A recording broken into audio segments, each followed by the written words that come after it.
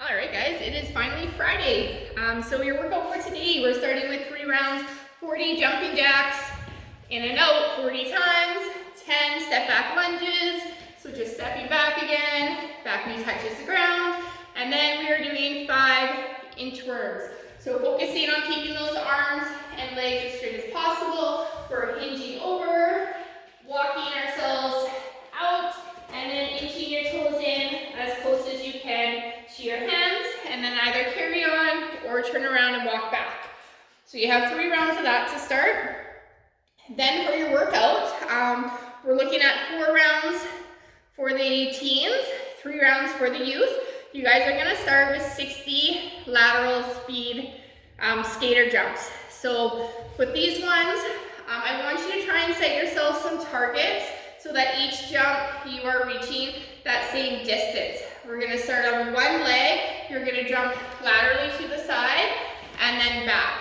So we have 60 of those to do, 30 a side, and then you're gonna do some seated pike ups over an object. So this is where I want you to have something that is a little bit of height to it, not necessarily too wide, but just a little bit of height because we are gonna lift our legs up and over this object. So placing the object in front of you, in line with your feet, and so it's right in line with your torso. I want your heels to be on the side of the object. You are going to keep your feet together and you are going to raise them up and over and then back through to the other side. So if you want to make this harder, you're going to think of leaning forward and bringing it up and over. If you want to make it easier, you're going to lean back. Just make sure that you're not leaning too far back, that we're doing more of this. You want to still be thinking of either shoulders over top of your hips or just slightly back and lifting them up and over.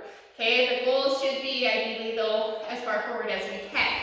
So these should be hard. I don't want you guys to just whip through them. They should be hard to get your feet together and lifting them up and over the object.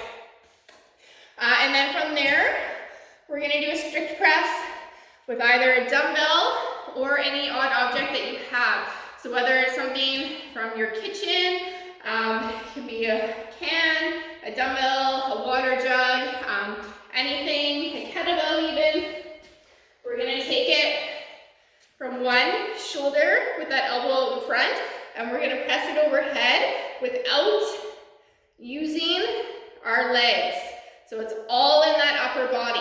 So when you guys are doing this movement, think of that shoulder over top of that hip. So we're squeezing down in that rib cage and we're pressing. Arm in line with your ears at the top and back down. We're not going out in front of us. We're not leaning back. We're slouching over, okay? Nice tight rib cage, straight up overhead and back down. If you are using an object that is too awkward to hold into one hand, and hold it in both arms and do that strict press with both arms. And if it feels really light for 10, then feel free to go to 20 or even just the 15. You can increase the reps if it doesn't feel too difficult. So 4 rounds for the teens, 3 for the youth, and then we're gonna go into the accessory work for the teens. So we're gonna do 3 rounds, 10 upright rows.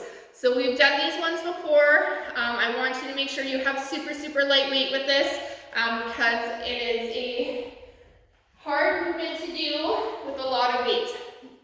So there's 2 options. You can do it without weight, where you're gonna think of your hand down the center of your body, and we're gonna pull that elbow up as high as you can, and we're gonna control it back down.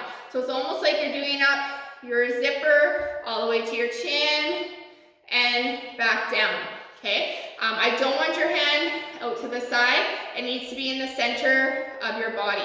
So even if you are holding weight, up the center of your body, back down.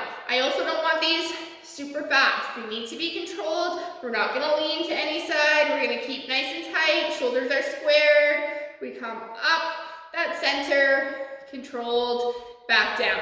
So you guys are gonna do 10 total, just 5 a side, okay? And again, make sure you have really light weight. If you're feeling any pain in this, do it without any weight at all. Then we're gonna do 20 more of our dead bugs. So that is on our backs. And we're going opposite arm to opposite leg, back, while the other arm and leg don't move.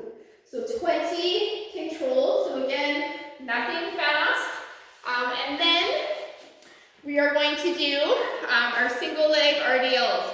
So if you have a weight, you can hold a weight in one arm. I like to do the opposite arm to the working leg, and that other leg is going to come up straight. And you can reach that weight to the floor and come back up, as long as you are controlled in the movement. If you do not have any weight, you are just going to reach forward and back down.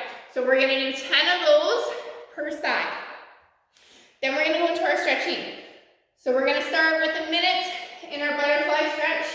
So that's our feet together. Again, we're going to stay nice and tall, and we're going to grab our toes and pull ourselves forward, so we're getting that stretch into our hips. So you have a minute there, and then we are going to do a minute toe touch. So we're just going to do a forward fold, feet together. You can have a slight bend in your knee, and we're just going to round over, reaching either for the floor or your shins, wherever you can get to, but you're feeling a stretch in your hamstrings. So you have a minute hold there, and then we're going to do a minute again of our pancake stretch. So that's in our straddle position, legs out wide, and then just leaning forward towards the ground.